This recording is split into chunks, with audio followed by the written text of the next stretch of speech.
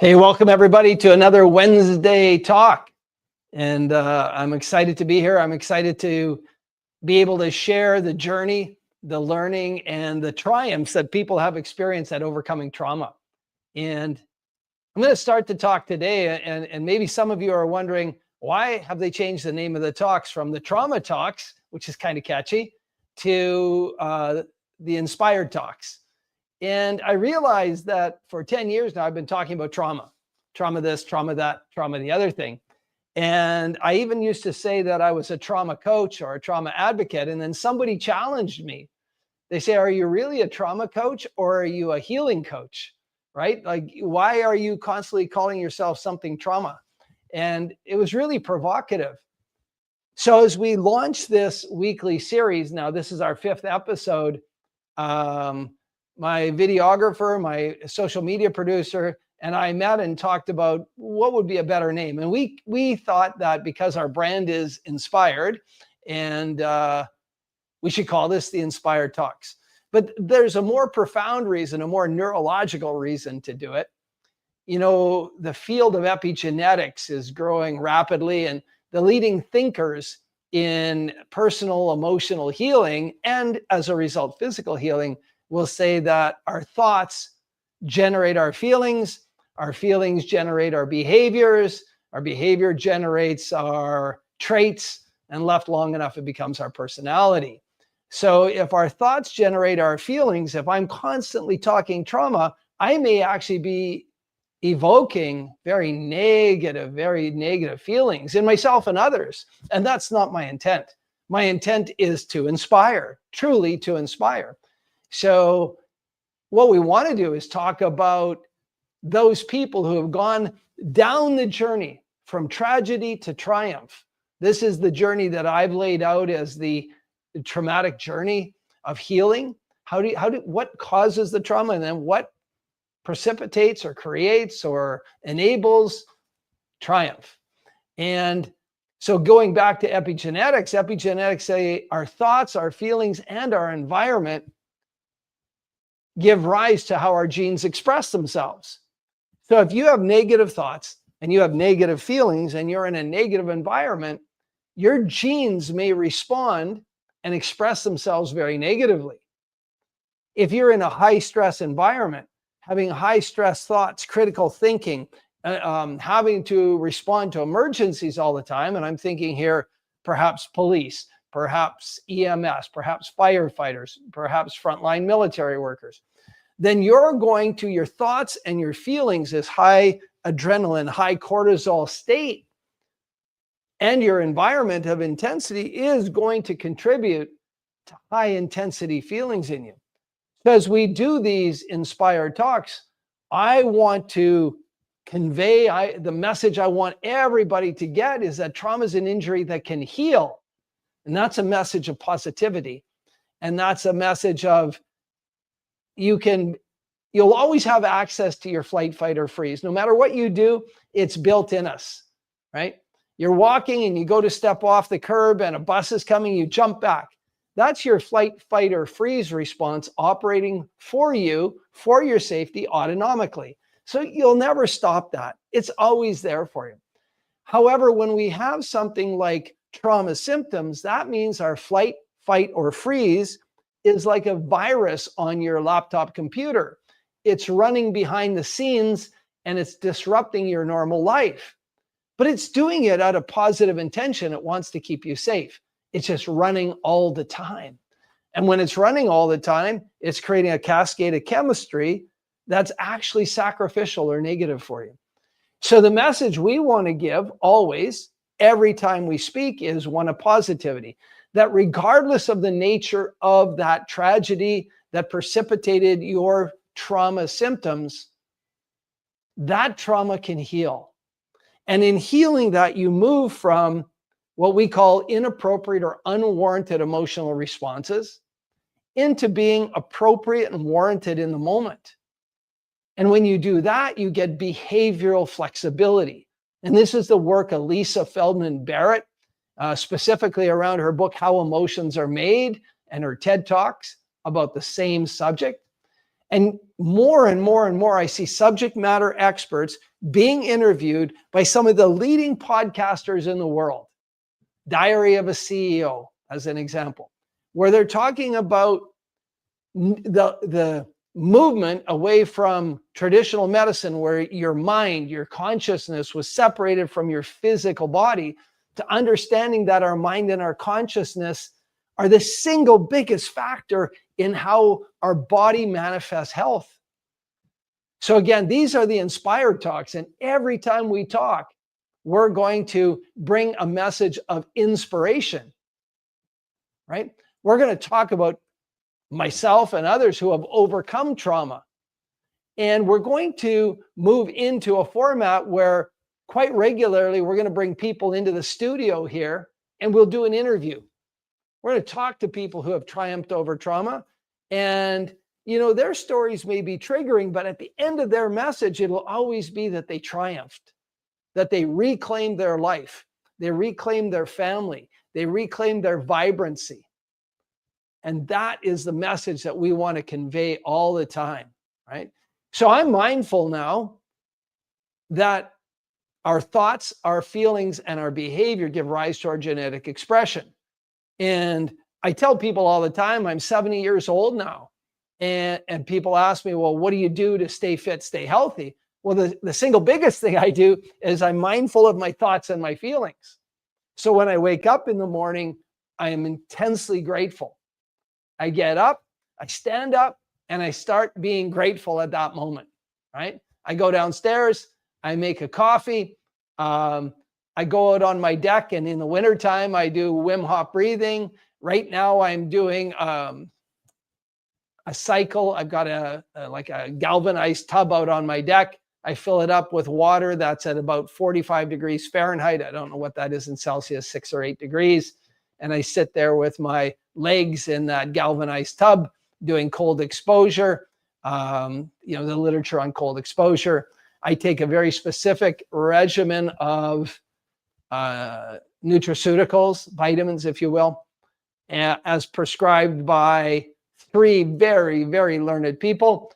And they're I use chat, I use AI, and I ask AI, if I was with Gary Brecka, Dr. Peter Attia, and Dr. David Sinclair, and they know who I am, I'm a 70-year-old male who grew up in this environment and did these things in their life, what nutrition would they recommend for me? And then I try that nutrition and I get really great results.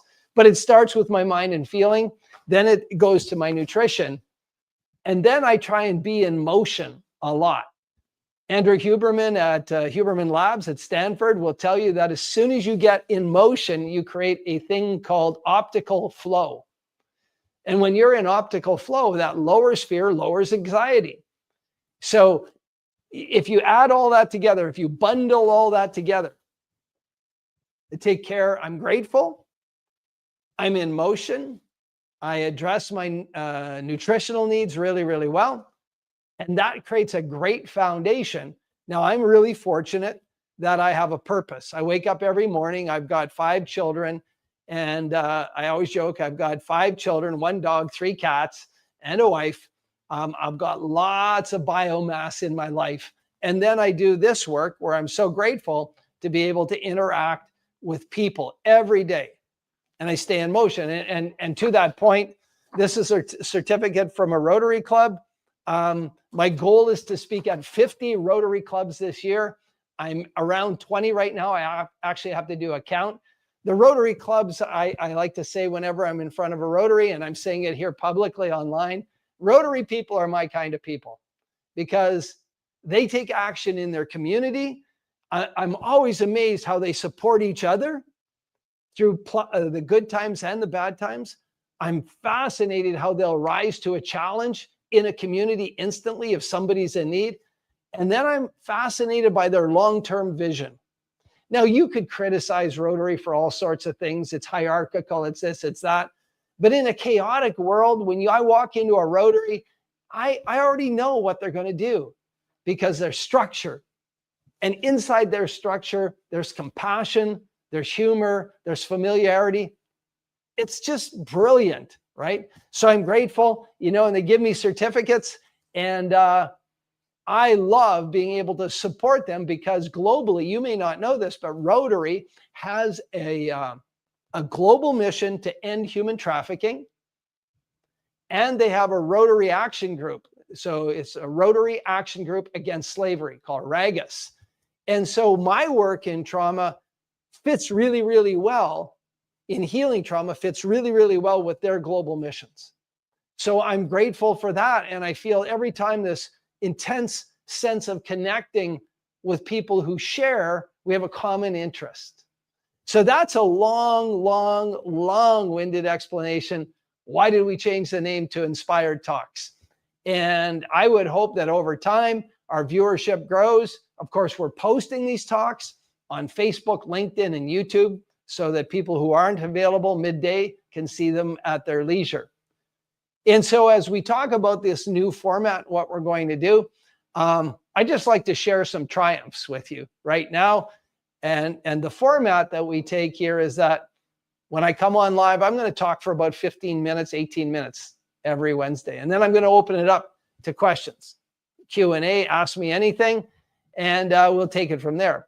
So in my life, I now know I experienced some traumas, and I know that in the 90s, I was highly traumatized because I was highly triggerable. I acted in inappropriate and unwarranted ways. And I mean, my trigger was fast. Now, where did those traumas happen? Well, it depends on the trigger you want to investigate. But the one I'll talk about today is in 1983, it may have been the summer of 82. I was still flying on a squadron in Edmonton, Alberta. And there was a Hercules aircraft practicing a mission profile called LAPES, low altitude parachute extraction. So this Hercules would go down the runway, just above the runway, sort of at 50 feet. They'd lower the ramp on the back of the Hercules, and then a parachute comes out and it pulls a pallet full of goods out of the Hercules, and then the pallet lands on the ground and skids down. And you'll see this in movies. The Constant Gardener had a scene where goods were being dropped. You've seen it lots on the news or on media. They've been using it in Gaza where they've been dropping, but these were higher altitude drops. But this is very low level. So this, because it was an exercise, they had several crews on board. They had a couple pilots, a couple flight engineers, a couple co-pilots. 7 people in total. So I'm in a helicopter, a Canadian military helicopter, and I'm sitting on the ramp. I've got both engines running, the rotor's turning, and I'm asking for clearance to take off, and I'm told to hold while this Hercules does his exercise. Well, the Hercules lowers its ramp, the parachute comes out, but as the load goes to exit the aircraft, it gets jammed. So now the load is in the tail of the aircraft, and the aircraft pitches up and goes vertical. And it goes vertical about 300 feet, at which point it stalls, it turns around, it comes straight back into the earth. And on impact, it burst into a massive fireball. And I sat there 700 meters from that crash site in my helicopter with my crew, and I was helpless to do anything. Now, that's one of the most traumatizing things that can happen. MIT did a study, and they found that the most traumatizing thing that can happen is when you witness something horrific happen to somebody else that you're helpless to intervene in. Now, as military personnel do, we process that incident in our own way. We had an event at the officers' mess to celebrate their lives. We had a massive ceremony for the members and their family, and we moved on. We got busy. So that's 2003-ish. Fast forward to 2019, just before COVID. I'm in the spring, before COVID started to emerge. I'm in Parkland, Florida, teaching a course.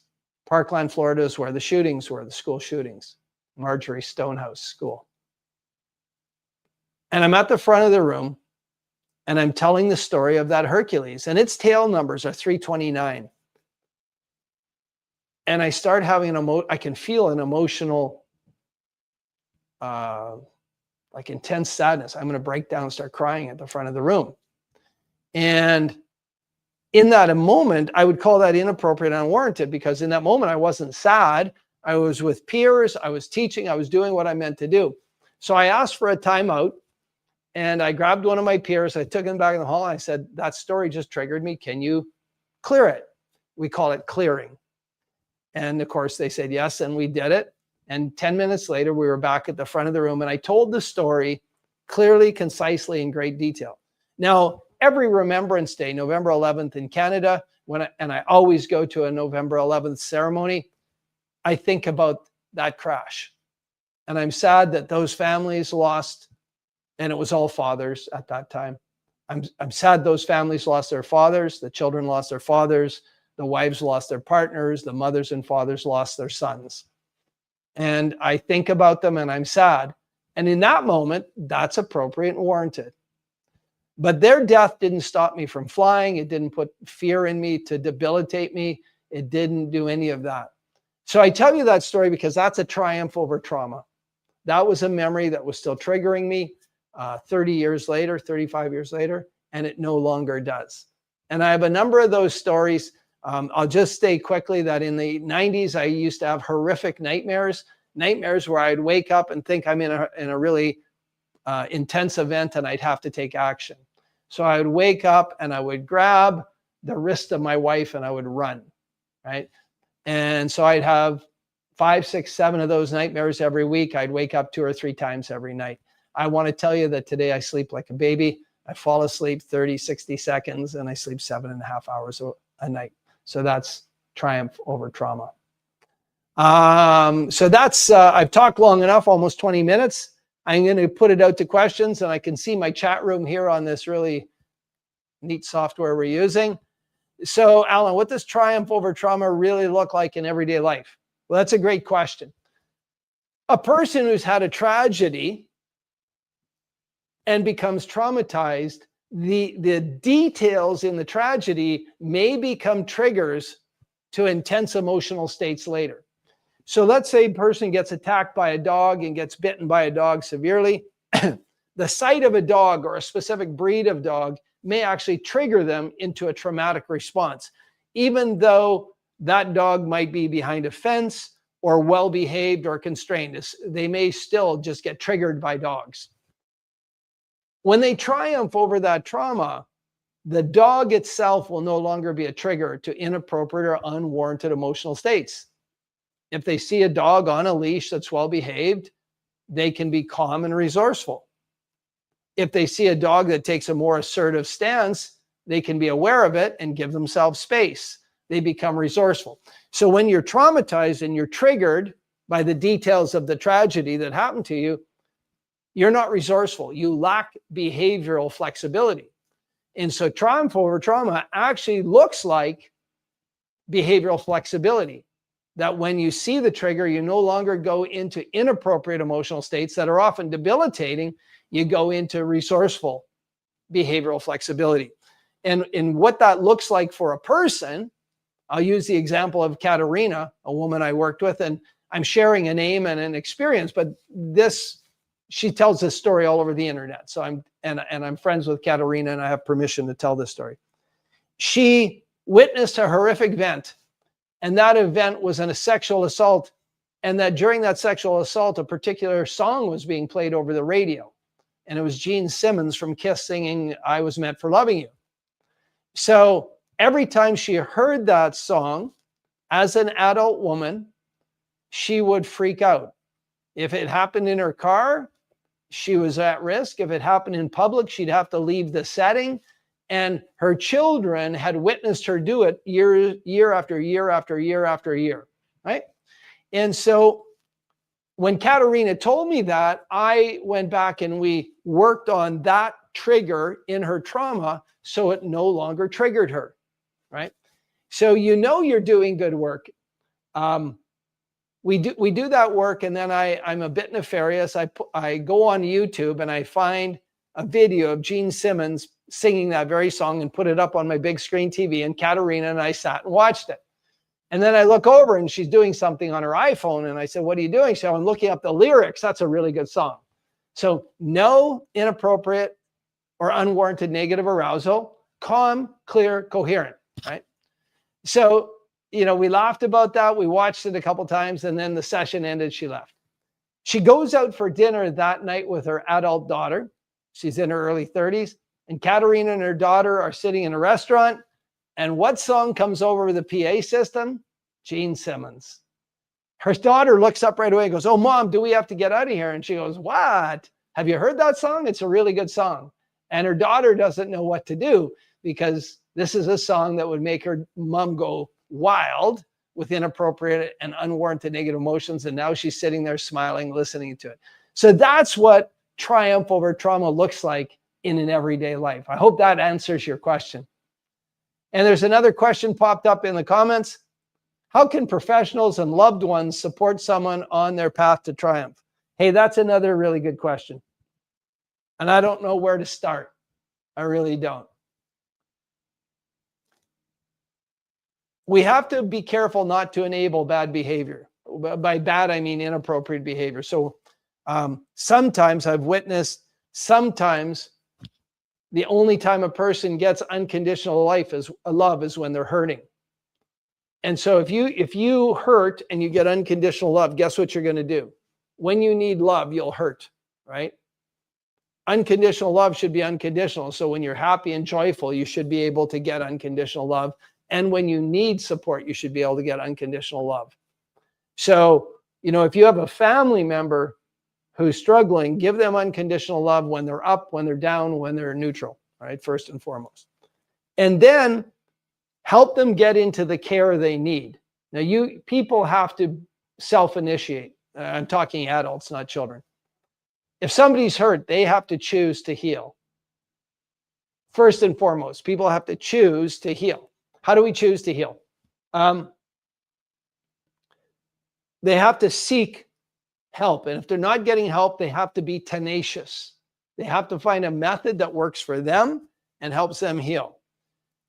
And I would encourage people to not go to their family doctor for the solution to trauma, because your family doctor is not equipped to heal trauma.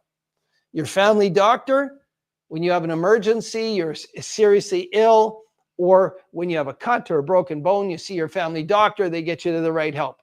When you have a mental injury, trauma is a mental injury that is not the realm of general practitioners.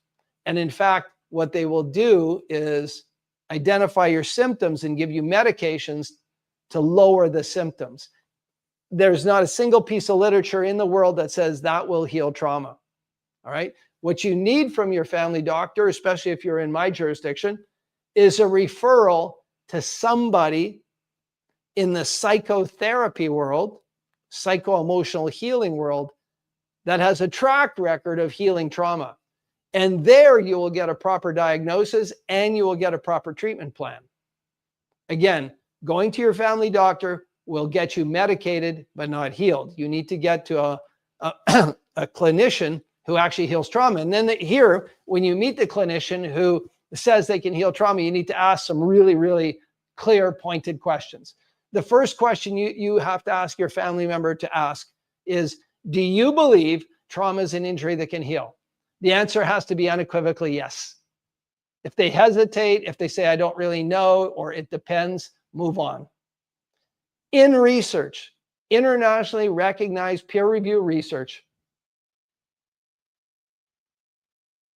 there are modalities available today that heal trauma greater than 90% of the time with no recurrence. And these modalities are brief, non-re-traumatizing, and do not use drugs. All right. If you want more information about that, we have our website in the comment section down below. Click on that, go to the research page. There's lots of articles there for you to read. All right. So understand that there are modalities available today that heal trauma greater than 90% of the time, no recurrence, and these interventions can be administered quick. We're talking under a month. And non-re-traumatizing and drug-free. All right. So the clinician has to believe that trauma is an injury that can heal. Then you have to ask, have you healed somebody's trauma? They have to answer yes. And then you say, how did you measure it? right? Because again, there are internationally recognized psychometric tests, psychometric assessments that any clinician worth their salt should administer pre and post. Pre the intervention, post. And when they say, yeah, I've healed trauma, they should be able to give you statistics. 9 out of 10 of my clients heal, and here's their scores. They score, high when I meet them. They score under 10 on these international tests when I'm finished. And that's the best thing you can do for friends or family or yourself if you're traumatized on your path. Yeah, I hope that answers your question as well. And I see we're coming up to almost 30 minutes. I always want to do a wrap at 30. So let me do a wrap. We're going to do this every week except around Christmas. We'll probably take 2 weeks off. And I'm going to call it Christmas because I'm entitled to. I'm 70 years old. You can call it winter break if you choose. We're going to do some interviews. I'll always present some information. And then we'll have a conversation. And then we can have an Ask Me Anything. So really appreciate you being here today. And I'll see you again next Wednesday.